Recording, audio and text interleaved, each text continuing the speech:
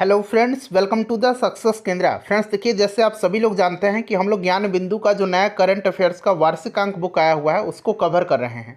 और देखिए, इस बुक में टोटल 40 सेट्स दिए गए हैं, यानी कि सेट वाइज इसमें करंट अफेयर्स के प्रश्न दिए गए हैं। और मैंने आपको बताया भी है कि हम लोग 5-5 सेट करके इस पूरी बुक को, यानी कि सभी 40 सेट को कंप्लीट करने वाले हैं। और ऑलरेडी मैंने आपको 5-5 सेट करके सेट नंबर 25 तक कवर करा दिया था। आज हम लोग सेट नंबर 26 से लेकर के सेट नंबर 30 तक को कवर करेंगे।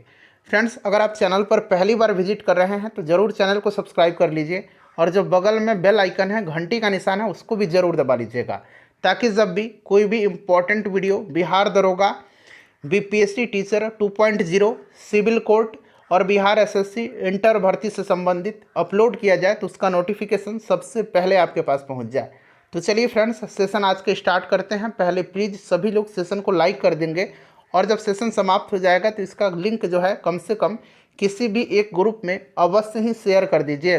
तो जैसे मैंने आपको बताया कि हम लोग ज्ञान बिंदु का जो नया करंट अफेयर्स का वार्षिक अंक बुक आया हुआ है उसको कवर कर रहे हैं। और देखिए, इस बुक में टोटल 40 सेट्स दिए गए हैं, और मैंने आपको बताया है कि 5-5 सेट करके इस पूरी बुक को हम लोग कंप्लीट करेंगे।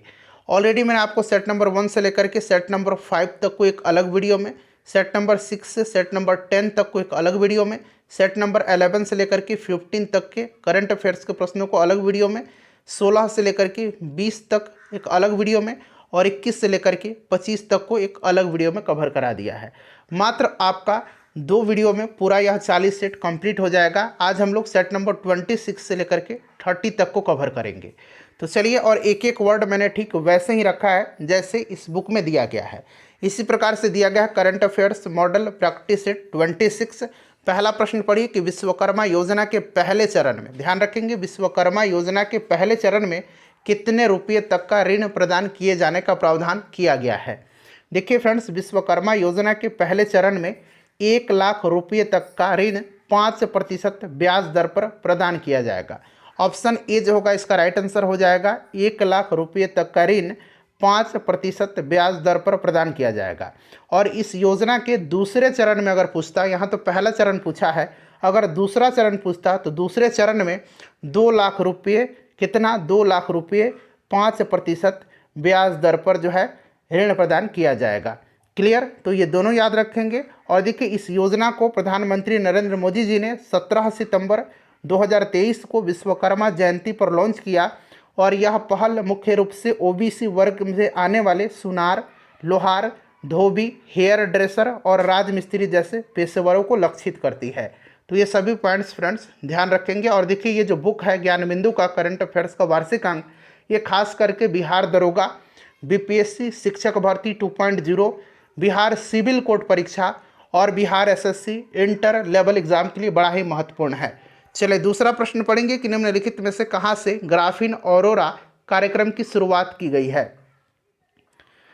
तो देखिए फ्रेंड्स, यहाँ पर ध्यान देंगे, अगस्त 2023 में इलेक्ट्रॉनिक्स और सूचना प्रौद्योगिकी मंत्रालय के सचिव श्री अखिलेश कुमार शर्मा ने, किसने, अखिलेश कुमार शर्मा ने केरल के मेकर विलेज कोची में, कहाँ पर, कोची में जो है ग्राफीन ऑरोरा कार्यक्रम की शुरुआत किया।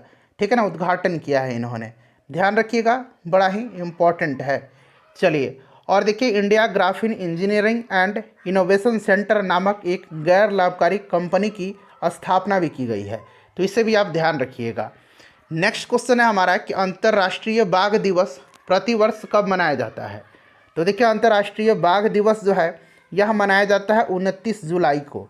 29 जुलाई को। अच्छा, भारत सरकार ने बाघ संरक्षण के लिए प्रोजेक्ट टाइगर परियोजना की शुरुआत कब किया था, तो 1973 में, 1 अप्रैल 1973 को। प्रोजेक्ट एलिफेंट कब शुरू हुआ था, तो 1992 में। ये भी आप ध्यान रखेंगे, ठीक है ना।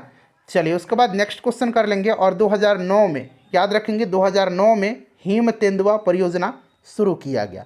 गेंडा परियोजना 1987 में, गेंडा परियोजना 1987 में, ये भी आप साथ साथ ध्यान रखिएगा। हंगुल प्रोजेक्ट जो था, हंगुल 1970 में। इतना पॉइंट्स में आपको डिस्कस करा दिया, सबको आप ध्यान रखिएगा। चलिए, नेक्स्ट क्वेश्चन है हमारा कि लूना 25 मिशन किस देश का है।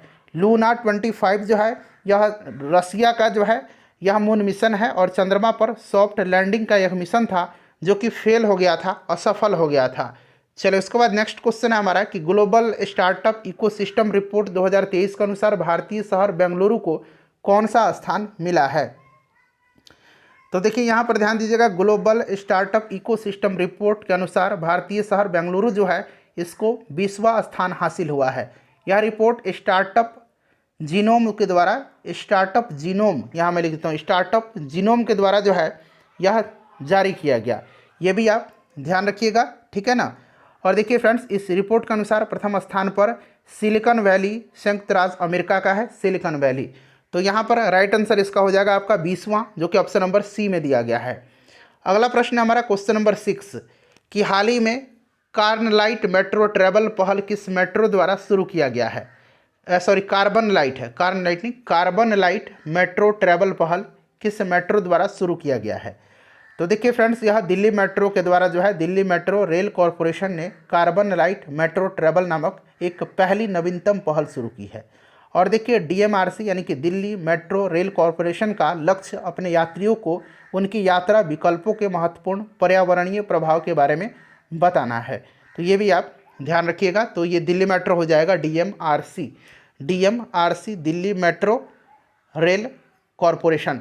चलिए उसके बाद नेक्स्ट क्वेश्चन है कि सूर्य वसुधा प्रदर्शनी का आयोजन किस शहर में किया गया। सूर्य वसुधा प्रदर्शनी का आयोजन जो है यह उत्तर प्रदेश के वाराणसी में किया गया था। संगीत के माध्यम से एकता के एक उल्लेखनीय प्रदर्शन में G20 ऑर्केस्ट्रा, जिसमें G20 सदस्य देशों और आमंत्रित देशों के 101 संगीतकार और गायक शामिल थे, ठीक है ना। तो इसका राइट आंसर वाराणसी उत्तर प्रदेश, ध्यान रखिएगा। चलो उसके बाद नेक्स्ट क्वेश्चन है, क्वेश्चन नंबर हमारा 7 है कि भारत की पहली हाइड्रोजन बस को कहाँ से लॉन्च किया गया। क्वेश्चन नंबर 8, ठीक है ना। भारत की पहली हाइड्रोजन बस को लद्दाख में लॉन्च किया गया है। कहाँ पर, लद्दाख में, इससे भी आप ध्यान रखिएगा, ठीक है ना। और देश का पहला AI यानी कि artificial intelligence school Shantigiri Vidya Bhavan में केरल की राजधानी तिरुवनंतपुरम में खोला गया है, ठीक है। चलिए नेक्स्ट क्वेश्चन करेंगे। अगला प्रश्न है हमारा, तो राइट आंसर इसका क्या हो जाएगा, लद्दाख हो जाएगा। क्वेश्चन नंबर 9 है हमारा कि निम्नलिखित में से किस देश में हिलेरी तूफान आया था। देखिए हिलेरी तूफान जो है यह आया था कहाँ पर, तो यह आया था अगस्त 2023 में मैक्सिको में। मैक्सिको इसका राइट आंसर हो जाएगा। और इस तूफान ने मैक्सिको सहित अमेरिका का जो कैलिफोर्निया है वहाँ पर भारी तबाही मचाई थी, ठीक है ना। तो याद रखिएगा, राइट आंसर इसका क्या हो जाएगा, मैक्सिको हो जाएगा, ठीक है ना फ्रेंड्स, मैक्सिको। चलिए और देखिए एक डोक्सुरी, यहाँ मैं लिखता हूँ, डोक्सुरी चक्रवात था। डोक्सुरी चक्रवात जो है यह पूर्वी चीन के उत्तरी हिस्से में भारी तबाही मचाई थी और स्कॉटलैंड में आइल ऑफ लुइस समुद्र तट पर, स्कॉटलैंड में आइस ऑफ लुइल, यहाँ मैं लिखता हूँ आइल ऑफ लुइस समुद्र तट पर 50 से अधिक पायलट वेल मृत पाए गए थे स्कॉटलैंड में। नेक्स्ट क्वेश्चन है कि निम्नलिखित में से कौन सा राज्य निःशुल्क कृत्रिम गर्भाधान उपचार प्रदान करने वाला देश का पहला राज्य बन गया है। निःशुल्क कृत्रिम गर्भाधान उपचार प्रदान करने वाला देश का पहला राज्य कौन बन गया है, तो फ्रेंड्स यह राज्य गोवा है। गोवा इसका करेक्ट आंसर हो जाएगा, ठीक है ना, ध्यान रखिएगा। चलो उसके बाद 11 नंबर क्वेश्चन है हमारा कि राष्ट्रीय हरित न्यायाधिकरण या कहिए राष्ट्रीय हरित प्राधिकरण, जिसको कि NGT बोलते हैं, नेशनल ग्रीन ट्रिब्यूनल, ठीक है ना, किस राज्य सरकार को तंपारा झील के आसपास अवैध निर्माण नहीं करने का निर्देश जारी किया। अच्छा, NGT के अध्यक्ष का नाम मैंने आपको इसी बुक को जो कवर करा रहा था, मतलब पिछले सेट में मैंने आपको बताया था। आप कमेंट करके उनका नाम बताइएगा, ठीक है ना, कि कौन है NGT के चेयरपर्सन। और देखिए NGT की स्थापना 2010 में किया गया था, साथ साथ आप ये भी ध्यान रखेंगे, ठीक है। चलिए राइट आंसर इसका हो जाएगा आपका ओडिशा सरकार, ठीक है ना, ओडिशा करेक्ट आंसर हो जाएगा। ओडिशा सरकार को तंपारा झील के आसपास अवैध निर्माण पर रोक लगाने का निर्देश दिया है NGT ने। तंपारा झील कहाँ पर है, याद रखेंगे, उड़ीसा की है और यह एक रामसर स्थल है, ठीक है। चलिए नेक्स्ट क्वेश्चन कर लेंगे। अगला प्रश्न है हमारा कि उड़ीसा सरकार, इसका राइट आंसर हो जाएगा। यहाँ पर मैं टिक लगा देता हूँ, शायद टिक नहीं लगाया था। क्वेश्चन नंबर 12 है कि 20 अप्रैल 2023 को अरुणाचल प्रदेश में किस राज्य के साथ सीमा समझौता पर हस्ताक्षर किया है। तो फ्रेंड्स बताइए राइट आंसर क्या होगा। अगर आप जानते हैं तो कमेंट करते चलिएगा, इससे आपका रिवीजन भी हो जाएगा। तो अरुणाचल प्रदेश ने असम के साथ जो है सीमा समझौता पर हस्ताक्षर किया है, तो असम इसका करेक्ट आंसर हो जाएगा। ठीक है, चलिए उसके बाद नेक्स्ट क्वेश्चन कर लेंगे। अगला प्रश्न हमारा कि निम्नलिखित में से किस केंद्रीय मंत्रालय के द्वारा युवा 2.0 योजना जो है यह शुरू किया गया है।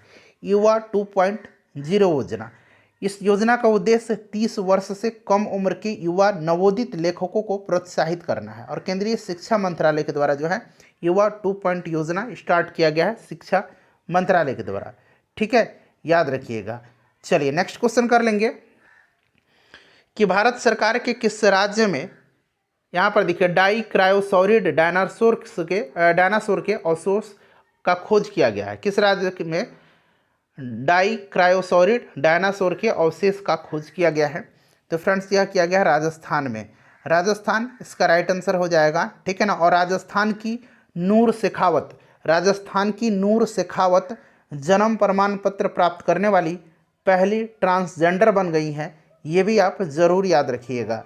चलिए उसके बाद नेक्स्ट क्वेश्चन है 15 नंबर कि बबली प्रोजेक्ट। देखिए अगर पूरा 40 सेट में मास्टर वीडियो में कराता तो इतने बढ़िया से आपको नहीं बता पाता, वहाँ पर मैं सिर्फ टिक लगाते चला जाता। चलिए ध्यान दीजिएगा, बबली प्रोजेक्ट किन राज्यों के बीच विवादित है? तो देखिए बबली प्रोजेक्ट जो है ना, यह बबली प्रोजेक्ट यह गोदावरी नदी पर स्थित है। ठीक है ना। महाराष्ट्र और तेलंगाना की एक अंतर्राज्यीय विवादित बांध परियोजना है। महाराष्ट्र और तेलंगाना, तो यहाँ पर देखिए महाराष्ट्र दिया गया और यहाँ पर तेलंगाना दिया गया, यानी कि 1 और 3 इसका करेक्ट आंसर हो जाएगा। ठीक है। चलिए उसके बाद नेक्स्ट क्वेश्चन है हमारा कि वर्ष 2022 के लिए श्रीलाल शुक्ल स्मृति इफ्को साहित्य सम्मान किसको दिया गया है? तो यह अवार्ड जो दिया गया है, यह सम्मान बिहार के हिंदी के कथाकार जयनंदन जी को दिया गया है। जयनंदन राइट आंसर हो जाएगा। हॉकी एशिया चैंपियन ट्रॉफी 2023 का उपविजेता कौन सा देश रहा है? देखिए उपविजेता इस बुक में बहुत ज़्यादा दिया गया है, वैसे विजेता का नाम आपको ज़्यादा ध्यान रखना है। देखिए हॉकी एशियाई चैंपियंस ट्रॉफी 2023 के फाइनल में भारत ने मलेशिया पर 4-3 से जीत दर्ज किया था, यानी कि विनर जो रहा ये अपना प्यारा भारत रहा और रनर अप मलेशिया रहा था। ठीक है ना। और फाइनल मैच का आयोजन चेन्नई में किया गया था। ठीक है, mayor Radha Krishnan hockey stadium में। इससे भी आप ज़रूर याद रखिएगा। ठीक है। चलिए नेक्स्ट क्वेश्चन कर लेंगे। अगला प्रश्न है क्वेश्चन नंबर 18 कि निम्नलिखित में से किस व्यक्ति को डॉक्टर कामिल बुल्के पुरस्कार 2023 प्रदान किया गया है? तो देखिए फ्रेंड्स यह दिया गया है बीभा रानी को। बीभा रानी को दिया गया है और यह पुरस्कार हिंदी भाषा और साहित्य की सेवा के लिए प्रदान किया गया है। ठीक है, याद रखिएगा। चलिए उसके बाद नेक्स्ट क्वेश्चन कर लेंगे अगला। अब देखिए अगला सेट आ गया, सेट नंबर 27। पहला प्रश्न है कि आर्थिक समीक्षा 2022-23 के अनुसार मोबाइल फ़ोन निर्माण में विश्व में भारत का कौन सा स्थान है? चलिए बताएंगे। आंसर अगर आप जानते हैं तो कमेंट करते चलिए। तो देखिए फ्रेंड्स इसमें जो है मोबाइल फ़ोन निर्माण में भारत का स्थान दूसरा है। वैक्सीन निर्माण में पहला है। ठीक है ना। दुग्ध उत्पादन में भी पहला है। कच्चा इस्पात उत्पादन में दूसरा है। ये सब आप याद रखेंगे। ठीक है। चलिए मांस उत्पादन में 8वां है, तो राइट आंसर यहाँ पर इसका दूसरा हो जाएगा। उसके बाद नेक्स्ट क्वेश्चन हमारा कि राष्ट्रमंडल खेल यानी कि कॉमनवेल्थ की बात की जा रही है। 2022 में भारत द्वारा जीते गए स्वर्ण पदक, रजत पदक और कांस्य पदक का सही क्रम क्या है? तो देखिए राष्ट्रमंडल खेल का आयोजन कहाँ हुआ था? तो बर्मिंघम में इंग्लैंड में हुआ था। ठीक है, याद रखिएगा। इसमें शुभंकर का नाम पेरी था। शुभंकर का नाम क्या था? पेरी था। और आदर्श वाक्य जो था सभी के लिए खेल रखा गया था। ठीक है। और उद्घाटन समारोह में भारतीय ध्वज के जो ध्वजवाहक थे भारतीय दल के, वो मनप्रीत सिंह और पीवी सिंधु थे ओपनिंग सेरेमनी में। और समापन समारोह में भारतीय दल के ध्वजवाहक निखत जरीन और शरत कमल अचंता थे। शरत कमल को मेजर ध्यानचंद खेल रत्न अवार्ड 2022 दिया गया है, ये भी आप ध्यान रखेंगे। और देखिए फ्रेंड्स ऑस्ट्रेलिया कॉमनवेल्थ में शीर्ष स्थान पर रहा था 178 पदक जीत करके। और भारत ने टोटल कितने मेडल जीते थे? तो भारत ने 61 मेडल जीते थे। इनमें से 22 स्वर्ण, 16 रजत और 23 कांस्य। 22, 16, 38 और 23, 61 राइट आंसर इसका हो जाएगा। 22, 16, 23 देखिए कहाँ पर दिया गया है, ऑप्शन नंबर डी में दिया गया है।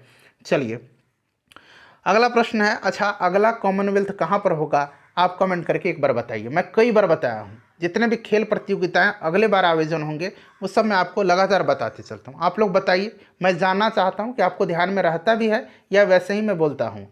चलिए, ग्लोबल लिवेबिलिटी इंडेक्स 2023 के अनुसार दुनिया का सबसे ज़्यादा रहने योग्य शहर कौन सा है? अब देखिए, ये जो ग्लोबल लिवेबिलिटी इंडेक्स जो है ना, यह इंडेक्स जो है इकोनॉमिस्ट इंटेलिजेंस यूनिट के द्वारा जारी किया जाता है, ठीक है ना, इकोनॉमिस्ट इंटेलिजेंस यूनिट के द्वारा। क्लियर। और सबसे योग्य शहर जो है इसमें वो ऑस्ट्रिया का वियना शहर है। ऑप्शन नंबर डी इसका राइट आंसर हो जाएगा, ठीक है। दूसरे स्थान पर कोपेनहेगन है, ठीक है। और भारत के 5 शहर नई दिल्ली, मुंबई, बेंगलुरु, चेन्नई और अहमदाबाद भी इस सूची में शामिल हैं, ठीक है। चलिए याद रखिएगा। नेक्स्ट क्वेश्चन कर लेंगे कि चालू फसल वर्ष 2023-24 में देश में खाद्यान्न उत्पादन का लक्ष्य कितना रखा गया है? कितना रखा गया है? तो इसका करेक्ट आंसर क्या होगा? देखिए यहाँ पर ध्यान दीजिएगा, ये जो लक्ष्य रखा गया है ये 332 मिलियन टन खाद्यान्न उत्पादन का लक्ष्य रखा गया है, 332 मिलियन टन, ठीक है। चलिए, उसके बाद अगला प्रश्न है हमारा कि IMEC का पूर्ण रूप क्या होगा, फुल फॉर्म क्या होगा? तो IMEC जो है इसका फुल फॉर्म होगा India middle east Europe corridor, ठीक है ना। यह कॉरिडोर मूल रूप से मध्य पूर्व एशिया के रास्ते भारत एवं यूरोप के बीच कनेक्टिविटी बढ़ा करके व्यापार का विस्तार करता है, ठीक है। तो ध्यान रखिएगा, ऑप्शन डी इसका राइट आंसर हो जाएगा। नेक्स्ट क्वेश्चन हमारा कि निम्नलिखित में से किस व्यक्ति को चमेली देवी जैन पत्रकारिता पुरस्कार 2022 दिया गया है? तो फ्रेंड्स, यह पुरस्कार किसको दिया गया है? तो यह पुरस्कार दिया गया है किनको? तो धन्या राजेंद्रन को। ऑप्शन नंबर यहाँ पर भी राइट आंसर हो जाएगा। पत्रकारिता के क्षेत्र में यह अवार्ड दिया जाता है, ठीक है। नेक्स्ट क्वेश्चन हमारे कि वर्ष 2023 की 59वीं फेमिना मिस इंडिया का विजेता कौन है? तो फ्रेंड्स, इनका नाम याद रखेंगे, नंदिनी गुप्ता, और ये राजस्थान की हैं, ठीक है। नंदिनी गुप्ता राजस्थान की हैं, क्लियर, याद रखिएगा। चलिए, उसके बाद नेक्स्ट क्वेश्चन करेंगे। अच्छा, वर्ष 2023 का मिस यूनिवर्स किसको चुना गया है? 2023 का मिस यूनिवर्स निकारागुआ के सियानिस पालासियोस को चुना गया है। यहाँ मैं लिख देता हूँ सियानिस पालासियोस, ठीक है ना, निकारागुआ की हैं, इनको चुना गया है। चलिए, नेक्स्ट क्वेश्चन कर लेंगे कि ऑल इंडिया फुटबॉल फेडरेशन के द्वारा वर्ष 2022-23 के लिए सर्वश्रेष्ठ भारतीय फुटबॉलर किसको चुना गया है? बताइएगा।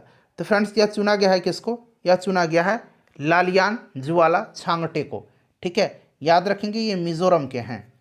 और देखिए, ऑल इंडिया फुटबॉल फेडरेशन पुरस्कार 2022-23 में सर्वश्रेष्ठ महिला फुटबॉलर मनीषा कल्याण को दिया गया। मनीषा कल्याण जो कि पंजाब की हैं, क्लियर। चलिए, नेक्स्ट क्वेश्चन कर लेंगे। क्वेश्चन नंबर 9 है कि भारतीय सेना ने कहाँ पर आग्नेयास्त्र वन सैन्याभ्यास किया है? तो यह सैन्याभ्यास जो है यह कहाँ पर किया है? तो लद्दाख में किया है, ठीक है ना। लद्दाख इसका बिल्कुल राइट आंसर हो जाएगा, लद्दाख, याद रखिएगा, आग्नेयास्त्र वन। उसके बाद अगला प्रश्न है कि निम्नलिखित में से किसका आत्मकथा है ऑन बैलेंस? ऑन बैलेंस जो है यह आत्मकथा किसका है?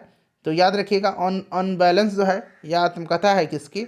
तो लीला सेठ की। लीला सेठ राइट आंसर हो जाएगा, ध्यान रखिएगा, ठीक है ना। चलिए, कुछ प्रमुख पुस्तक है और उनके लेखक का नाम है जो कि पूछा जाता है। तो याद रखिएगा कि Nehru the debates that define India, यह तिरुपुर दमन सिंह का है, ठीक है ना, और अली हुसैन का है, क्लियर। उसके बाद देखिए, on my term from the grass root, ये शरद पवार जी का है। चलिए, नेक्स्ट क्वेश्चन हमारा कि निम्नलिखित में से किस राज्य सरकार के द्वारा मिशन स्कूल ऑफ एक्सीलेंस की शुरुआत किया गया है? तो ये गुजरात के द्वारा किया गया है और इस मिशन का शुभारंभ प्रधानमंत्री मोदी जी ने गांधीनगर में स्थित अदालत में 29 अक्टूबर 2022 को किया था, ठीक है। चलिए, तो ये आपका गुजरात हो जाएगा राइट आंसर इसका। उसके बाद नेक्स्ट क्वेश्चन है कि निम्नलिखित में से किस तिथि को राष्ट्रीय हथकरघा दिवस मनाया जाता है? राष्ट्रीय हथकरघा दिवस जो है यह प्रत्येक वर्ष 7 अगस्त के दिन मनाया जाता है। चलिए, नेक्स्ट क्वेश्चन है हमारा कि बिहार सरकार ने किसी दुर्घटना के लिए प्रवासी मजदूरों के मौत पर मिलने वाली मुआवजा राशि 1 लाख रुपया से बढ़ा करके कितना कर दिया है? तो अब 1 लाख से बढ़ा करके जो है 2 लाख रुपया कर दिया है, तो 2 लाख आप याद रखिएगा। नेक्स्ट क्वेश्चन हमारा कि G20 के 21वें सदस्य के रूप में किस संगठन को मान्यता मिला है? तो ये 21वां संगठन जो है ये अफ्रीकन यूनियन है, ठीक है ना, याद रखिएगा। क्लियर। चलिए, और अगला जो होगा G21 होगा शिखर सम्मेलन। ये अभी बीपीएससी ट्री में पूछा भी गया है, ब्राज़ील में होगा, याद रखिएगा। इनमें से कोई नहीं राइट आंसर हो जाएगा, क्योंकि अफ्रीकन यूनियन को जो है मान्यता दिया गया है। उसके बाद एक अप्रैल 2023 में चुनाव आयोग ने एक फैसले के तहत निम्नलिखित में से किस राजनीतिक दल से राष्ट्रीय स्तर की पार्टी का दर्जा वापस नहीं लिया है, ये आप ध्यान रखेंगे, ठीक है। तो ये मार्क्सवादी कम्युनिस्ट पार्टी है, मार्क्सवादी कम्युनिस्ट पार्टी। क्लियर। अच्छा, चुनाव आयोग के द्वारा आम आदमी पार्टी को राष्ट्रीय स्तर की पार्टी का मान्यता भी दिया गया है, तो ये ध्यान रखेंगे।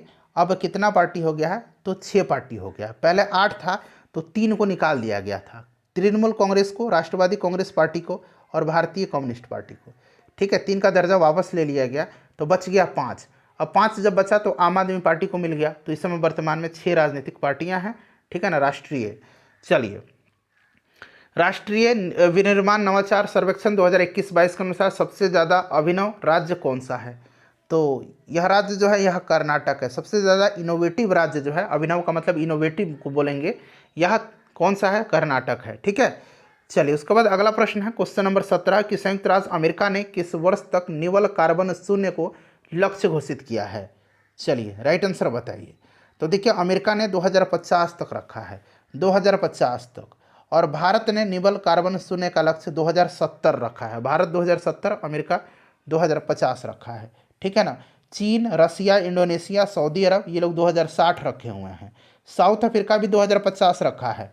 America, Canada, Argentina, Brazil, European union, France, Italy, UK, दक्षिण कोरिया, जापान, साउथ अफ्रीका ये लोग 2050 रखे हुए हैं, ठीक है। चलिए, उसके बाद नेक्स्ट क्वेश्चन है हमारा कि संयुक्त राष्ट्र शांति मिशनों में प्राण गंवाने वाले शांति सैनिकों की स्मृति में संयुक्त राष्ट्र मुख्यालय में मेमोरियल वॉल स्थापित करने का प्रस्ताव किस देश के द्वारा लाया गया था। तो यह प्रस्ताव जो है यह भारत के द्वारा लाया गया था, और इस प्रस्ताव को 190 देशों के समर्थन से संयुक्त राष्ट्र महासभा के द्वारा पारित किया गया है, तो ये भारत हो जाएगा। चलिए, उसके बाद नेक्स्ट क्वेश्चन है, देखिए अब अगला सेट आ गया 28 नंबर। पहला प्रश्न पढ़िए कि वर्ष 2022-23 में अर्थ ओवरशूट डे किस तिथि को मनाया गया है, पूछा गया है, या मनाया जाता है, तो मनाया गया है, याद रखिएगा, क्योंकि यह जो है 2 अगस्त को मनाया गया है। और अर्थ ओवरशूट डे जो है यह किसी कैलेंडर वर्ष में उस तिथि से है जिस दिन मानव ने उस वर्ष के लिए उपलब्ध प्राकृतिक संसाधनों का उपयोग कर लिया हो, ठीक है। तो ये 2 अगस्त याद रखिएगा, मनाया गया है, यहाँ बना भी लीजिए। चलिए, उसके बाद देखिए पुस्तक स्मोक एंड एसेस जो है इसके लेखक कौन है। तो इस पुस्तक को लिखा किसने है, इस पुस्तक को अमिताभ घोष ने लिखा है, ठीक है, याद रखिएगा, अमिताभ घोष ने लिखा है, बहुत ही इंपॉर्टेंट है। हाउ प्राइम मिनिस्टर्स डिसाइड, यह पुस्तक नीरजा चौधरी की है, याद रखिएगा, ठीक है ना। चलिए, नेक्स्ट क्वेश्चन करेंगे कि वस्तु एवं सेवा कर यानी कि जीएसटी क्षतिपूर्ति उपकर को कब तक समाप्त करने का निर्णय लिया गया था। तो फ्रेंड्स, यह निर्णय लिया गया था 30 जून 2022 तक। 30 जून 2022 इसका राइट आंसर हो जाएगा। 1 जुलाई 2022 से 31 मार्च 2026 तक लगाया गया था वस्तु एवं सेवा कर क्षतिपूर्ति उपकर, ठीक है ना। चलिए, उसके बाद नेक्स्ट क्वेश्चन कर लेंगे कि भारत में वन के बाहर वृक्ष पहल को किसने आरंभ किया है। तो फ्रेंड्स, यह पहल पर्यावरण, वन और जलवायु परिवर्तन मंत्रालय तथा US assembly for international development है, उसी ने आरंभ किया है। तो यहाँ पर राइट आंसर उपरोक्त दोनों हो जाएगा, ठीक है ना। चलिए, उसके बाद नेक्स्ट क्वेश्चन हमारा कि 27 से 29 अक्टूबर 2023 तक श्री अन्न महोत्सव का आयोजन कहाँ किया गया। तो फ्रेंड्स देखिए, इसका आयोजन जो किया गया ये लखनऊ में किया गया, लखनऊ इसका राइट आंसर हो जाएगा, ठीक है ना, लखनऊ में किया गया। और देखिए, इंडियन साइंस कांग्रेस जो होता है उसका 108वां वार्षिक अधिवेशन नागपुर में हुआ, यह ध्यान रखिएगा, नागपुर में हुआ था, ठीक है, ये प्रश्न बन सकता है। चलिए, उसके बाद नेक्स्ट क्वेश्चन है कि निम्नलिखित में से कौन सा देश मोसी 2 नौसैनिक संयुक्त सैन्य अभ्यास में शामिल नहीं हुआ है। अब देखिए, ये मोसी 2 जो है ना, यह नौसैनिक संयुक्त सैन्य अभ्यास है, ठीक है। और देखिए फ्रेंड्स, इसमें अगर हम बात करें तो भारत जो ना है इसमें हिस्सा नहीं लिया है। मोसी 2 जो है फ्रेंड्स, यह दक्षिण अफ्रीका, चीन और रसिया के बीच आयोजित किया गया है, भारत ने इसमें हिस्सा नहीं लिया है। चलिए उसके बाद नेक्स्ट क्वेश्चन है हमारा, और दक्षिण अफ्रीका में हुआ था इसका, ठीक है ना। भारत का पहला राज्य कौन सा है जिसने अर्धचालक नीति 2022-27 जारी किया है?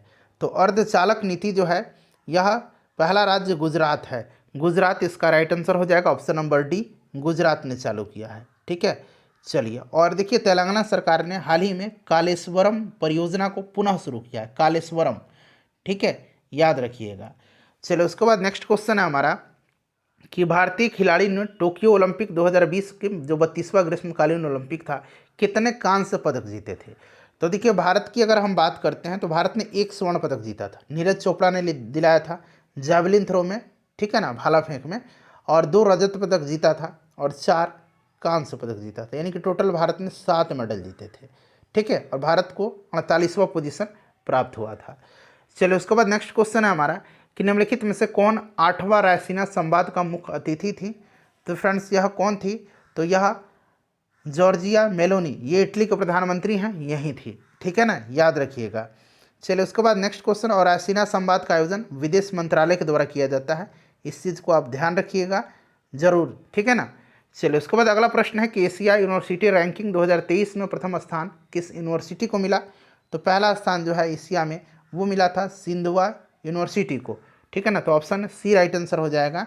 ध्यान रखिएगा चीन की यूनिवर्सिटी है, और यह रिपोर्ट टाइम्स हायर एजुकेशन के द्वारा जारी किया गया है, क्लियर। और भारतीय संस्थानों में IISc बेंगलुरु को 48वां स्थान प्राप्त हुआ है, ठीक है ना। चलिए उसके बाद नेक्स्ट क्वेश्चन हमारा कि निम्नलिखित में से किस कंपनी को 13वें नवरत्न कंपनी का दर्जा मिला है? नवरत्न कंपनी का दर्जा मिला है RVNL को, यानी कि रेल विकास निगम लिमिटेड को मिला है। ध्यान रखिएगा 13 महारत्न कंपनी का दर्जा जो है, यह 13वां महारत्न कंपनी, ये तो नवरत्न है, 13वां महारत्न कंपनी जो है ये ऑल इंडिया, एक मिनट, आयल इंडिया लिमिटेड को मिला है महारत्न, ठीक है, और यहाँ नवरत्न जो कि रेल विकास निगम लिमिटेड को। चलो उसके बाद देखिए स्वर्ण आभूषणों की बिक्री के लिए 6 डिजिटल की हॉल मार्किंग की स्थिति से हॉल मार्किंग किस तिथि से, 6 डिजिट वाली जो हॉल मार्किंग है वह किस तिथि से अनिवार्य कर दिया गया? किस तिथि बना लीजिए, किस डेट से अनिवार्य कर दिया गया है? तो फ्रेंड्स देखिए ये अनिवार्य कर दिया गया है कब से? तो 1 अप्रैल 2023 से, ठीक है ना, ऑप्शन बी राइट आंसर हो जाएगा। और देखिए 1 अप्रैल 2023 से पहले 4 डिजिट वाला हॉल मार्किंग होता था स्वर्ण आभूषण की बिक्री पर, अब 6 डिजिट वाला हो गया है। चलो उसके बाद देखिएगा कि भारत, फ्रांस तथा UAE समुद्री साझेदारी अभ्यास का आयोजन कहाँ किया गया? तो देखिए फ्रेंड्स इसका आयोजन जो है यह ओमान की खाड़ी में किया गया, ओमान की खाड़ी इसका राइट आंसर हो जाएगा, ऑप्शन नंबर ए, ओमान की खाड़ी के द्वारा, ठीक है। चलिए उसके बाद अगला प्रश्न है हमारा कि भारतीय रिजर्व बैंक में किस तिथि को, भारतीय रिजर्व बैंक ने, ठीक है ना, किस तिथि को 2000 रुपये के मूल्य के करेंसी नोट को चलन से वापस लेने की घोषणा की? तो फ्रेंड्स यह घोषणा किया था RBI ने कब? तो 19 मई 2023 को, 19 मई 2023 को, याद रखिएगा, ठीक है। चलिए उसके बाद नेक्स्ट क्वेश्चन है 15 नंबर कि C295 विमान का देश में निर्माण के लिए किस राज्य में टाटा एयरबस परियोजना का शिलान्यास प्रधानमंत्री मोदी जी के द्वारा किया गया? तो फ्रेंड्स ये कहाँ पर किया गया है? तो याद रखिएगा यह शिलान्यास गुजरात के वडोदरा में, ठीक है ना, गुजरात यहाँ पर राइट आंसर हो जाएगा इसका। उसके बाद देखिए भारतीय भूवैज्ञानिक सर्वेक्षण का निर्देशक किसे नियुक्त किया गया है? तो देखिए फ्रेंड्स ये जनार्दन प्रसाद को किया गया है, GSI यानी कि भारतीय भूवैज्ञानिक सर्वेक्षण का निदेशक, ठीक है, तो राइट आंसर हो जाएगा जनार्दन प्रसाद। उसके बाद देखिएगा कि प्रधानमंत्री नरेंद्र मोदी ने कहाँ पर दुनिया का सबसे बड़ा म्यूजियम युगे युगीन भारत के निर्माण की घोषणा की है? तो फ्रेंड्स यह जो है आपका कहाँ पर?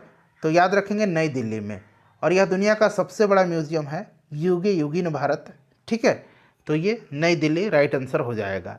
उसके बाद चलिएगा निम्नलिखित में से किस व्यक्ति को अंतर्राष्ट्रीय सांख्यिकी पुरस्कार 2023 दिए जाने की घोषणा की गई है? तो फ्रेंड्स अंतर्राष्ट्रीय सांख्यिकी पुरस्कार जो है यह भारतीय मूल के अमेरिकी सांख्यिकीविद एवं गणितज्ञ प्रोफेसर CR राव को जो है घोषणा किया गया है, ध्यान रखिएगा। चलिए उसके बाद देखिएगा कि प्रधानमंत्री नरेंद्र मोदी ने जापान के किस शहर में महात्मा गांधी की प्रतिमा का अनावरण किया है? तो इन्होंने हिरोशिमा में किया है, ठीक है ना, हिरोशिमा, याद रखेंगे, option number D Hiroshima right answer हो जाएगा, बहुत ही इंपॉर्टेंट है। चलिए उसके बाद देखिएगा कि नीति आयोग के राष्ट्रीय बहुआयामी गरीबी सूचकांक के अनुसार भारत में की कितने प्रतिशत आबादी बहुआयामी रूप से गरीब है। तो ये भारत की 14.9% जो पॉपुलेशन है यह बहुआयामी रूप से गरीब है। ठीक है ना, याद रखिएगा। नीति आयोग का है ये रिपोर्ट, बहुआयामी गरीबी सूचकांक कौन जारी करता है? नीति आयोग। ये साथ साथ आप जरूर ध्यान रखिएगा। ठीक है, चलिए अगला प्रश्न करेंगे। देखिए सेट नंबर 29 आ गया। देखिए सेट नंबर 29 का पहला प्रश्न पढ़िएगा। पहला प्रश्न है कि विश्व आर्थिक मंच वर्ल्ड इकोनॉमिक फोरम द्वारा निम्न में से कौन सी रिपोर्ट जारी नहीं की जाती है। देखिए प्रश्न में नहीं पूछा गया है, बताएंगे। तो देखिए WEF के द्वारा जो है, वर्ल्ड इकोनॉमिक फोरम के द्वारा जो है कौन सी रिपोर्ट, विश्व आर्थिक आउटलुक रिपोर्ट नहीं जारी किया जाता है। यह रिपोर्ट जो है यह इंटरनेशनल मॉनेटरी फंड के द्वारा, अंतर्राष्ट्रीय मुद्रा कोष के द्वारा यह जारी किया जाता है। ऑप्शन डी राइट आंसर इसका हो जाएगा। ठीक है, चलिए उसके बाद अगर बात करें विश्व आर्थिक मंच के द्वारा और कौन कौन सा जो है WEF के द्वारा कौन कौन सा और रिपोर्ट जारी किया जाता है, तो एक तो आपका वैश्विक लैंगिक अंतराल हो गया, वैश्विक यात्रा पर्यटन और वैश्विक जोखिम परिवर्तन हो गया। उसके बाद ऊर्जा संक्रमण सूचकांक हो गया। ठीक है ना, वैश्विक प्रतिस्पर्धात्मकता रिपोर्ट हो गया, वैश्विक यात्रा और परिवर्तन रिपोर्ट, ये तो दिया भी गया है। ठीक है ना, ऑप्शन डी नहीं किया जाता है। बाकी जो मैं नाम बताया हूँ ध्यान रखिएगा। 16वां ग्रीष्मकालीन पैरालंपिक खेल में, ठीक है ना, खेल में भारतीय खिलाड़ियों ने कुल कितने पदक जीते, बताएंगे कितने पदक जीते। राइट आंसर क्या हो जाएगा? अच्छा सबसे पहले तो यहाँ पर आप ध्यान दीजिए, जो 16वां ग्रीष्मकालीन पैरा ओलंपिक था इसमें भारत ने टोटल कितना पदक जीता था। तो सबसे पहले आप 5 स्वर्ण याद रखिए, 8 रजत और 6 कांस्य, इनको ऐड करिए तो टोटल 19 मेडल आ जाएगा। 19 पदक इसका राइट आंसर हो जाएगा। ठीक है, और देखिए अगर इसका आयोजन की बात करें तो टोक्यो में ही हुआ था। थीम था making forward we have wings. ठीक है ना, सोमाइटी जो था, सोमाइटी इसका शुभंकर था। चलो उसके बाद देखिए उत्तर भारत का पहला स्किन बैंक कहाँ खोला गया। पहला जहाँ भी लग जाए प्रश्न महत्वपूर्ण हो जाता है। तो वे फ्रेंड्स यहाँ पर ध्यान दीजिएगा, पहला दिल्ली में, दिल्ली इसका राइट आंसर हो जाएगा, नई दिल्ली इसका करेक्ट आंसर हो जाएगा। स्किन बैंक में मृत व्यक्तियों की त्वचा दान दी जाती है। ठीक है, स्किन चमड़ा। भारत में पहले हाइड्रोजन से चलने वाला ट्रेन वर्ष 2024 में कहाँ से कहाँ तक संचालित की जाएगी। तो फ्रेंड्स यह संचालित जो है कहाँ से कहाँ तक की जाएगी, तो याद रखिएगा यह संचालित जो है यह कहाँ से किया जाएगा, तो यह किया जाएगा जिंद से सोनीपत मार्ग पर। ठीक है ना, जिंद से सोनीपत मार्ग याद रखेंगे, हरियाणा के। क्लियर ना। चलो उसके बाद देखिएगा कि भारत के राजस्व खुफिया निदेशालय तथा अमेरिका ने अवैध खतरनाक दवाओं के अंतर्राष्ट्रीय शिपमेंट को रोकने के लिए कौन सा ऑपरेशन चलाया है। तो देखिए इस ऑपरेशन का जो नाम है वो ऑपरेशन ब्रॉडर स्वर्ड है। ऑप्शन डी पूछा जाएगा किसके द्वारा चलाया जा रहा है, तो भारत के राजस्व खुफिया निदेशालय और अमेरिका के द्वारा। ध्यान रखिएगा किस लिए, तो अवैध खतरनाक दवाओं के अंतर्राष्ट्रीय शिपमेंट को रोकने के लिए। निम्नलिखित में से किस देश ने दुनिया की पहली electric flying car LF model A को मंजूरी दी है। तो फ्रेंड्स यह मंजूरी दिया है अमेरिका के द्वारा, विकसित है यह अमेरिका के द्वारा। ऑप्शन डी करेक्ट आंसर हो जाएगा। उसके बाद चलिए नेक्स्ट क्वेश्चन है कि सामुदायिक वन अधिकारों को मान्यता देने वाला पहला संरक्षित क्षेत्र कौन सा है, बताइए। तो फ्रेंड्स यह उड़ीसा का सिमलीपाल है। ठीक है, उड़ीसा का सिमलीपाल राइट आंसर हो जाएगा, ध्यान रखिएगा। ठीक है ना, चलिए कांगेर घाटी राष्ट्रीय उद्यान कहाँ पर है, तो जान लीजिए छत्तीसगढ़ में है। केवलादेव राष्ट्रीय उद्यान कहाँ पर है, केवलादेव, तो केवलादेव जो है ना ये कहाँ पर है, चलिए आप मुझे कमेंट करके बताइए। सुंदरवन तो आपको पता है, ठीक है ना, पश्चिम बंग, केवलादेव कहाँ पर है बताइएगा आप लोग। चलिए उसके बाद देखिए निम्नलिखित में से किस यूनिवर्सिटी ने तीसरा खेलो इंडिया यूनिवर्सिटी गेम्स 2023 में प्रथम स्थान प्राप्त किया है। तो पंजाब यूनिवर्सिटी ने प्राप्त किया, ऑप्शन डी राइट आंसर हो जाएगा। आयोजन उत्तर प्रदेश में हुआ था। ठीक है, शुभंकर इसका जीतू था, जीतू जो कि एक बारहसिंगा था। दूसरा स्थान गुरु नानक देव यूनिवर्सिटी को अमृतसर को प्राप्त हुआ है। ठीक है, चलिए हाल ही में आई एक रिपोर्ट के अनुसार भारत में सबसे आकर्षक नियोक्ता ब्रांड कंपनी कौन सी है। तो ये कंपनी है Tata power. Tata power company Bharat में सबसे आकर्षक नियोक्ता ब्रांड कंपनी बन गई है। खेलो इंडिया विंटर्स गेम 2023 तीसरा संस्करण का आयोजन कहाँ किया गया। तो फ्रेंड्स ये गुलमर्ग में जम्मू कश्मीर में किया गया, गुलमर्ग याद रखिएगा। निम्नलिखित में से किसके द्वारा युवा वैज्ञानिक कार्यक्रम युविका 2023 का शुरुआत किया गया है, बताइए। अच्छा, यहाँ पर थोड़ा सा ध्यान दे दीजिएगा, मैं बताना चाहता हूँ आपको कि जो खेलो इंडिया विंटर गेम्स 2023 हुआ था, इसका आयोजन तो गुलमर्ग जम्मू कश्मीर में हुआ था, शुभंकर इसका हिमतिंद हुआ था, ठीक है। और जम्मू कश्मीर जो है ना, इसमें सबसे ज़्यादा पदक जीता, महाराष्ट्र दूसरे नंबर पर रहा, ठीक है। चलिए अगला प्रश्न है कि युविका जो है यह किसके द्वारा शुरुआत किया गया कार्यक्रम है, तो युविका जो है यह इसरो के द्वारा शुरू किया गया है, ठीक है ना। एक मिनट रुक जाइए, हाँ, इसरो के द्वारा, भारतीय अंतरिक्ष अनुसंधान संगठन इसरो के द्वारा शुरू किया गया है, और इसके माध्यम से छात्रों को अंतरिक्ष प्रौद्योगिकी, अंतरिक्ष विज्ञान और अंतरिक्ष अनुप्रयोगों पर ज्ञान देना है।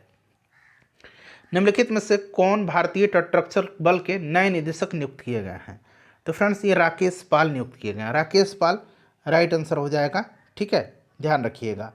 चलिए उसके बाद नेक्स्ट क्वेश्चन हमारा कि निम्नलिखित में से कौन सा देश फीफा महिला विश्व कप 2023 का विजेता है, ये प्रश्न बीपीएससी टीचर में पूछा गया है अभी, ठीक है। तो स्पेन है, ध्यान रखिएगा, स्पेन राइट आंसर हो जाएगा, स्पेन है, क्लियर। चलिए, और इसका आयोजन ऑस्ट्रेलिया और न्यूजीलैंड में हुआ था, और उपविजेता इसका इंग्लैंड रहा और विजेता स्पेन रहा है। चलिए उसके बाद नेक्स्ट क्वेश्चन है कि भारत सरकार ने चेन्नई के पास भारत का पहला मल्टी मॉडल लॉजिस्टिक पार्क स्थापित करने हेतु किस कंपनी के साथ अनुबंध किया है, ठीक है, करने हेतु बना लीजिए। तो फ्रेंड्स यह जो है रिलायंस इंडस्ट्रीज लिमिटेड के साथ अनुबंध किया है, रिलायंस इंडस्ट्रीज लिमिटेड के साथ। चलिए उसके बाद अगला प्रश्न है हमारा कि वितस्ता महोत्सव का आयोजन कहाँ किया गया है, वितस्ता महोत्सव जो है इसका आयोजन कहाँ किया गया है, तो फ्रेंड्स जम्मू कश्मीर के श्रीनगर में संस्कृति मंत्रालय के द्वारा जो है यह महोत्सव किया गया है। चलो उसके बाद देखिएगा, निम्नलिखित में से किस व्यक्ति को कीर्ति चक्र पुरस्कार 2023 नहीं दिया गया है, देखिए यहाँ पर नहीं पूछ लिया गया है। अब यहाँ पर ध्यान दीजिएगा, नायक भीम सिंह को 2023 में कीर्ति चक्र से नहीं, इनको शौर्य चक्र से जो है सम्मानित किया गया था, इनको कीर्ति चक्र नहीं, इनको शौर्य चक्र दिया गया था, ठीक है, तो ये आप ध्यान रखिएगा। चलिए अगला प्रश्न हमारा कि निम्नलिखित में से कौन सा पुरस्कार the magic of the last story के लेखक लेखिका, कौन सी पुस्तक, कौन सा इसमें जो है पुस्तक का नाम है the magic of the last story, इसके लेखक का नाम पूछा जा रहा है, तो इसको लिखा है सुधा मूर्ति ने, इम्पॉर्टेंट है, सुधा मूर्ति ने, ठीक है। चलिए शशि थरूर का एन एरा ऑफ डार्कनेस तो आप जानते ही हैं, ठीक है ना। चलिए उसके बाद नेक्स्ट क्वेश्चन कर लेंगे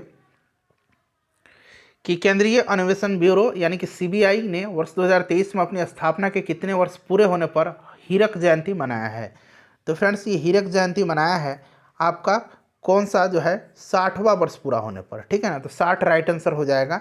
अप्रैल 1963 में इसकी स्थापना हुई थी, 1 अप्रैल 1963 को। चलो उसके बाद देखिए, निम्नलिखित में से किस संगठन के द्वारा प्रेट पहल की शुरुआत किया गया है, preparedness resilience to emerging threat, तो ये शुरू किया गया है किसके द्वारा, तो WHO के द्वारा, विश्व स्वास्थ्य संगठन के द्वारा, ठीक है ना। प्रेट पहल जो है इसका उद्देश्य भविष्य में कोविड-19 जैसी महामारियों से निपटने के लिए बेहतर तैयारी रणनीति बनाना है। चलिए निम्नलिखित में से किस देश के द्वारा दुनिया का पहला 3D प्रिंटेड रॉकेट टेरॉन 1, यहाँ टेरॉन 1 हिंदी में भी है अंग्रेजी में भी है, इसका सफल परीक्षण किया गया है।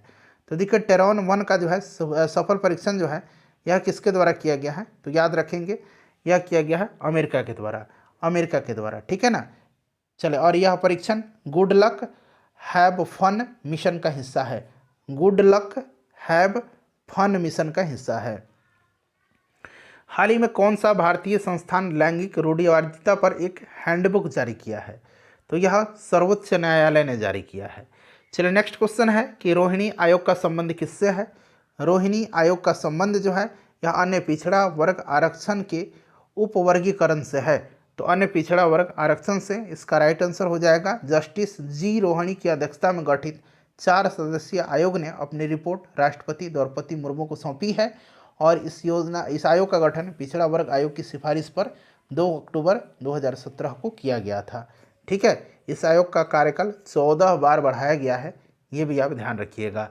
चलिए सेट नंबर 30 है और पहला प्रश्न इंटरनेशनल हॉस्टल मधुमास का उद्घाटन कहाँ किया गया।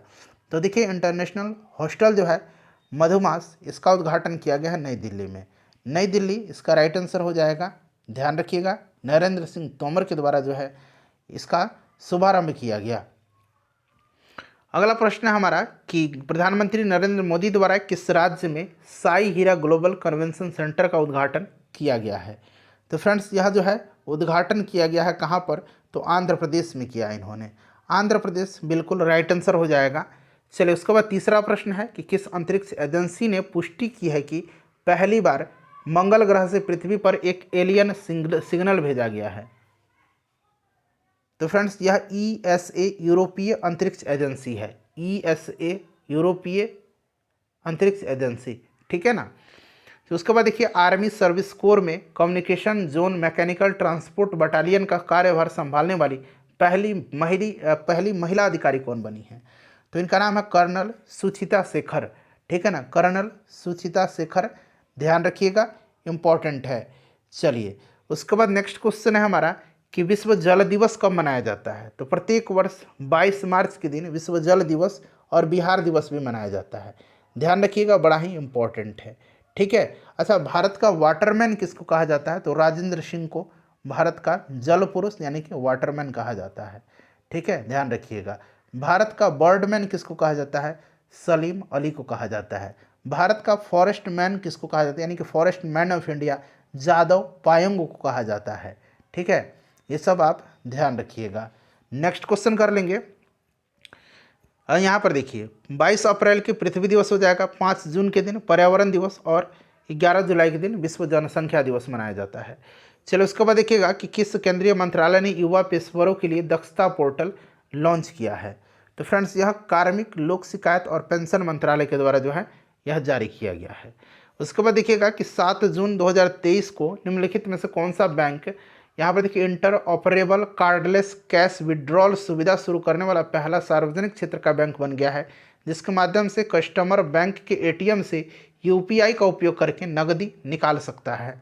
तो यह बैंक ऑफ बड़ौदा है, ठीक है ना, याद रखेंगे, bank of Baroda, option D right answer हो जाएगा।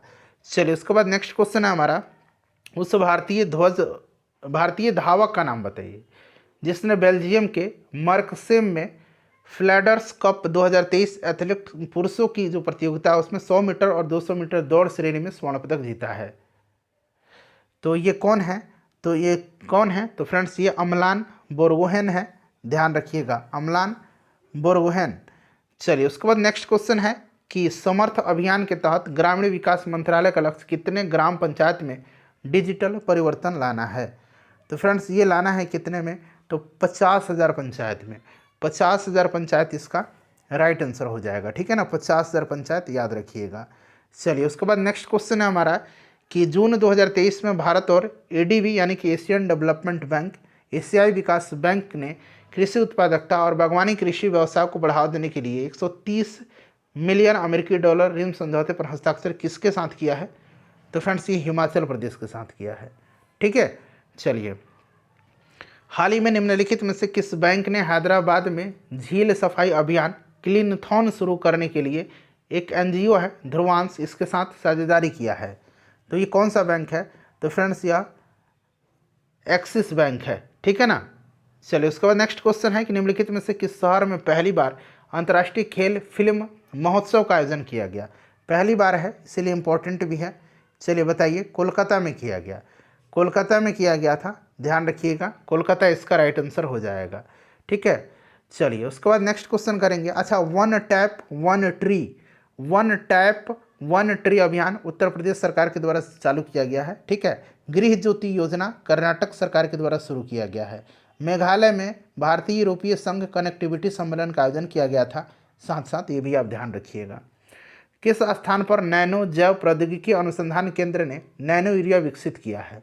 तो फ्रेंड्स ये गांधीनगर में किया है, गांधीनगर राइट आंसर हो जाएगा। गांधीनगर जिला में एक कलोल है, कलोल के पास इफ्को के नैनो जैव प्रौद्योगिकी अनुसंधान केंद्र ने नैनो यूरिया विकसित किया है, ठीक है, ध्यान रखेंगे, काफ़ी इम्पोर्टेंट है। चलिए नेक्स्ट क्वेश्चन है हमारा कि निम्नलिखित में से किस तिथि को बिहार में प्रतिबंध दिवस यानी कि शराब नहीं सेवन करने के लिए दिवस मनाया जाता है? तो फ्रेंड्स यह 26 नवंबर के दिन मनाया जाता है। 26 नवंबर राइट आंसर हो जाएगा यहाँ पर, देखिए 26 नवंबर के दिन।